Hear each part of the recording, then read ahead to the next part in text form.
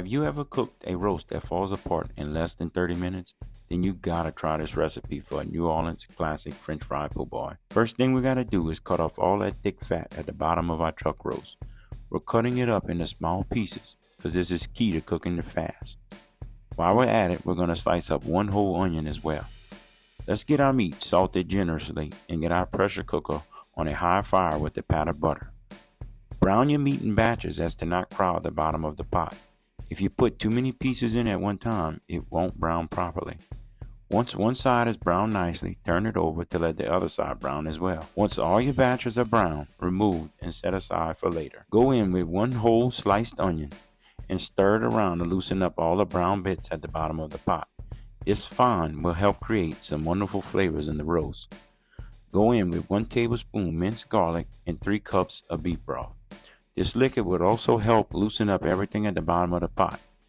Add 1 tablespoon of beef-based paste and add back all the meat we browned up from earlier, including the juices that have dripped out. I'm seasoning everything with 1.5 tablespoons paprika, 1 teaspoon garlic powder, 1 teaspoon onion powder, half a teaspoon black pepper, and a 1/4 teaspoon of red pepper flakes. Next, we're going to place our lid on the pressure cooker and set the steam release to the number 2. Once that red safety button pops out, we're going to turn the fire down to medium and let it pressure cook for 25 minutes. While that's cooking, we can turn our attention to frying our French fries. I use the crinkle cut fries because I find it holds the gravy in the grooves really well. Test the temperature of the oil with one fry to see if it's hot enough. Then go in with the rest. Frozen French fries don't take long at all to cook in hot grease, 2 to 3 minutes tops. Get them out and let them drain on a plate lined with a few paper towels. After our roast has finished cooking, turn off the fire completely and place a kitchen towel over the steam release to open up to relieve the pressure. The pot lid will not open until all the pressure has been released and the red safety button has returned to its original position. Carefully open the lid and get a big whiff of that yummy goodness.